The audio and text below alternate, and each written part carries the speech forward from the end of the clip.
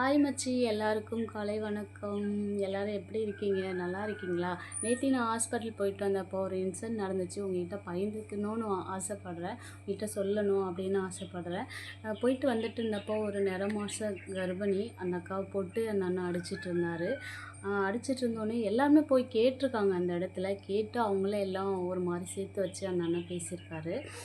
அதுக்கப்புறம் நான் போனேன். என்னைய வந்து கேட்காதம்மா, நீ வெளியூர் பொண்ணா இருக்க, நீ வந்து டக்குன்னு கேட்க வர அப்படின்னு சொன்னார். எங்கள் வீட்டுக்காரருமே பயந்தார். ஹாஸ்பிட்டல் போயிட்டு வரோம், ஏன்னா உனக்கு ஏதாவது ஆகிடுமோ அப்படின்னு பயந்தார். பரவாயில்ல, என்னோட அண்ணனாவே நான் நினச்சி நான் போய் பேசுகிறேன். அடித்தாலும் திட்டினாலும் நானே வாங்கிக்கிறேன், என்னால் கேட்காம இருக்க முடியாது அப்படின்னு சொல்லிட்டு போனேன். அங்கே கேட்டவங்களுக்கும் அதான் நான் பதில் சொன்னேன். நான் போனேன். அண்ணா, நான் உங்கள் தங்கச்சியாக நினச்சிக்கோங்க. நான் உங்களை என் அண்ணனை தான் நினச்சிக்கிறேன். நீங்கள் என் தங்கச்சியாக நினச்சி நான் கேட்குறதுக்கு மட்டும் பதில் சொல்லுங்கள் அப்படின்னு சொன்னேன். உடனே கேளுமா அப்படின்னாரு.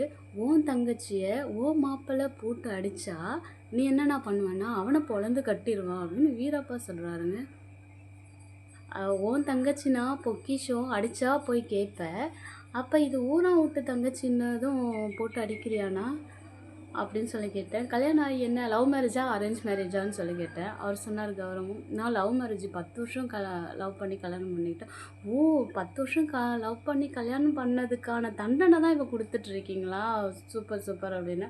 அதுக்குள்ளே அந்த பையனோட அம்மா வந்து என்ன சொன்னாங்க, இல்லைம்மா கல்யாணம் ஆகி 5 வருஷம் ஆகுது, 2 வருஷம் நல்லா தான் இருந்தான், தண்ணி அடிக்க ஆரம்பித்தோடனே இவ்வளோ கொடுமை பண்ணுறாமா அப்படின்னு அடிக்கிறான் அப்படின்னு சொன்னாங்க. நான் அதுக்கப்புறம் எதுவுமே பேசலை. ஏன்னா கல்யாணம் ஆகி 2 வருஷம் நல்லா இருந்துக்கே, 3 வருஷம் வந்து தண்ணி அடித்த பிறகு இது மாதிரி கொடுமைகள் பண்ணுற, இவ்வளோ அடி அடித்தும் உன்னை விட்டு போக மாட்டான்ற கௌரவமாக சொல்கிற, திமிருத்தனமாக சொல்கிற போக மாட்டா அப்படின்னு சொல்கிறீங்க. அப்போ அவன் மேலே அவ்வளோ நம்பிக்கை இருக்குது. அந்த நம்பிக்கையில் தான் நீங்கள் போட்டு அவ்வளோ அடி அடிக்கிறீங்களா? ஆனால் 3 வருஷமாக இவ்வளோ கொடுமை பண்ணி ஆனால் உங்களை விட்டு போகலை. அப்போவே தெரியல அவங்க மேலே எவ்வளோ பாசம் வச்சுருக்காங்களோ, உன்னை விட்டு போக மாட்றாங்கன்ற பாசம் உங்களுக்கு புரியலையா? அவ்வளோ பாசக்கார புள்ளைய போட்டு அடிக்கிறியே, குடிக்கு அவ்வளோ அடிக்ட் ஆகிக்க. குடிக்கு நீ அடிக்ட் ஆகலைன்னா குடி வந்து ஒன்றை அடிக்ட் ஆக்கிட்டு ஸ்லோ பாய்சன் மாதிரி ஒன்று கொண்டுட்ருக்கு.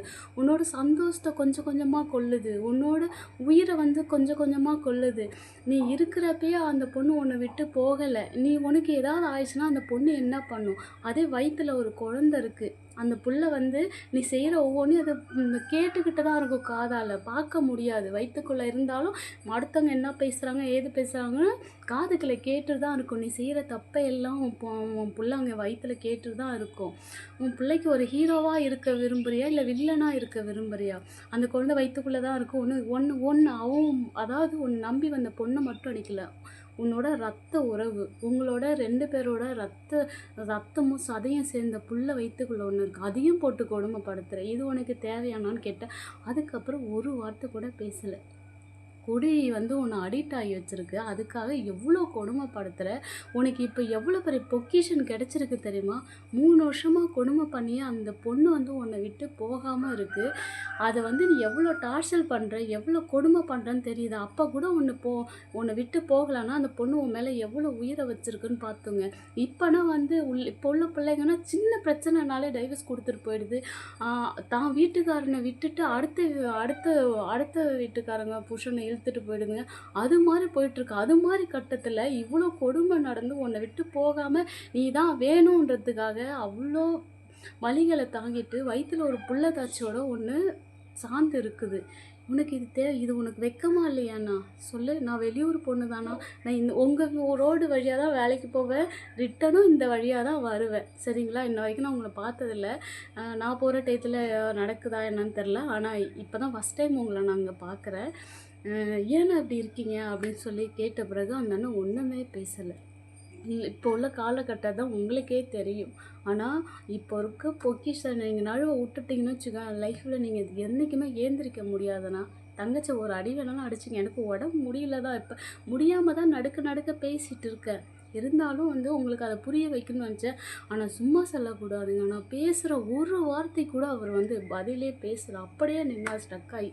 அதுக்கப்புறம் நான் இவ்வளோ தூரம் பேசினேன், நான் பேசினதெல்லாம் புரிஞ்சிச்சுன்னா, இந்த தங்கச்சி பேசுகிறதெல்லாம் புரிஞ்சிச்சுன்னா நீங்கள் இப்போ மன்னிப்பு கேட்குறீங்க அப்படின்னு பொண்டாட்டிகிட்ட கேட்காதீங்க, பொண்டாட்டிகிட்டையும் கேளுங்க, உன் பிள்ளைகிட்டையும் கேளுங்க, இனிமேல் அதை பண்ண மாட்டேன் அப்படின்னு சொல்லி கேளுங்க அப்படின்னு சொன்னேன்.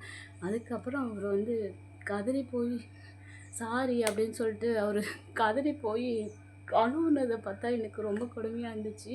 ஆனால் ஒன்று சேர்ந்தாங்க. அப்புறம் பிள்ளைகிட்டயும் என்னை மன்னிச்சிடுறா, இனிமேல் நான் பண்ண மாட்டேன், இனிமேல் கொடுமை பண்ண மாட்டேன், நான் இனிமேல் தண்ணி எல்லாம் விட்டுடுறேன் அப்படின்னு சொல்லி கையெடுத்து கும்பிட்டு அவங்க ஒய்ஃப் காலிலே விழுந்தார்.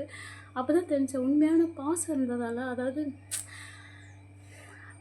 எனக்கு கூட பேச வரல. ரொம்ப கஷ்டமா இருந்துச்சு. என்னால ஜீரணிக்கவே முடியல. அதுக்கப்புறம் 2 பேருமே ஒண்ணு சேர்ந்த பிறகு அதுக்கப்புறம் பேசிட்டாங்க. ஏன்னா, தங்கச்சி இந்த வழியா தான் போவேன், வருவேன். குழந்த பொறந்தோடனே தங்கச்சிக்கு இன்ஃபார்ம் பண்ணுங்க. உங்க வீட்ல ஏதாவது ஃபங்க்ஷன்னாலும், பிறந்த நாளுக்குனாலும் இன்ஃபார்ம் பண்ணுங்க. இந்த தங்கச்சி கண்டிப்பா தங்கச்சி மட்டும் இல்ல, மாப்பிள்ளையும் சேர்ந்து உங்க வீட்டுக்கு வருவேன். சரிங்களா? நான் இருக்கேன் அப்படின்றத மறந்துடாதீங்க. அதே மாரி நீங்களும் வந்து தங்கச்சி ஏன்னா மச்சான் இருக்கான் அப்படின்னு சொல்லி மறந்துடாதீங்க. உங்க மாப்பிள்ளையும் தங்கச்சியும் கண்டிப்பா நாங்க உங்க வீட்டு ஃபங்க்ஷன் வரோம். எதுவா இருந்தாலும் எங்கள மறந்துடாதீங்க. சரிங்களா? இதே மாரி சந்தோஷமா, ஒத்துமையா இருங்கண்ணா. இதுதானே வாழ்க்கை. இப்படியாப்பட்ட பொக்கிஷத்தை என்றைக்குமே நழுவ விடாதீங்க. சரிங்களா? அப்படின்னு சொல்லிட்டு நாங்கள் கிளம்பிட்டோம். அதுக்கப்புறம் எங்கள் வீட்டுக்காரர் நம்பர் அவரே வாங்கினாரு. ஏதாவது ஃபங்க்ஷன்னா சொல்கிறேன்டா தங்கச்சி அப்படின்னு சொல்லிட்டு சொன்னாங்க. அழுதுகிட்டு அப்புறம் கை கொடுத்தாங்க. அப்புறம் எங்கள் வீட்டுக்காரரை பிடிச்சி கட்டி பிடிச்சாங்க. நல்ல ஒய்ஃப் ஆனால் நீங்கள் பெற்றிருக்கீங்க அப்படின்னு சொல்லிட்டு அவங்களுக்குள்ள அப்புறம் இது பண்ணிக்கிட்டாங்க. ரொம்ப சந்தோஷமாக இருந்துச்சு. அதாவது புரிய வேண்டிய விதத்தில் பேசினா புரியுங்க. எப்படி சொல்கிறது? அப்போ தான் நினச்சேன். அதாவது ஒன்று ஒரு சந்தேகப்படல. ஆனால் இத்தனை பேர் கேட்டப்ப இவ்வளோ பாடுபடுத்திட்டியேண்ணா, பரவாயில்லண்ணா. இனிமே வந்து நடந்ததெல்லாம் மறந்துருங்க. இனிமே வாழப்போகிற வாழ்க்கை மட்டும் சந்தோஷமாக வாழுங்க. இதை நினச்சி ஃபீல் பண்ணாதீங்கன்னா, நீங்கள் இப்போ ஒரு இதுலேருந்து வெளில வந்துட்டீங்க. அதை நினச்சி ஃபீல் பண்ணோன்னா, அப்புறம் சொச்சம் இருக்க வாழ்க்கை சந்தோஷமாக தம்பி பாப்பா கூட உங்களால் விளையாட முடியாது. சரிங்களா? அதனால் அதெல்லாம் விட்டு தூக்கி போட்டு இனிமே உள்ள சந்தோஷத்தை நல்லபடியாக அனுபவிங்க. தங்கச்சி இந்த வழியாக தான் போவேன். நாளைக்கு தங்கச்சி இந்த பாதியாக வரப்ப தங்கச்சி நான் சந்தோஷமாக இருக்கவான்னு நீங்களும் சொல்லணும். அதே மாதிரி மதனி நான் நல்லா இருக்கேன் மதனி நீ பேசின பிறகு அப்படின்னு சொல்லி அவங்களும் உரிமையோட மதனின்னு எனக்கு கூப்பிட்டு சொல்லணும். சரிங்களா? சொல்லுவீங்களா அப்படின்னு சொல்லி கேட்டேன். அவங்க 2 பேரையும் கட்டி பிடிச்சிட்டு கண்டிப்பாக சொல்லுவேன் அப்படின்னு சொல்லி சொன்னாங்க. அது ஒரு சந்தோஷமாக இருந்துச்சு. போனப்போ ஒரு பயத்தோட போனேன்.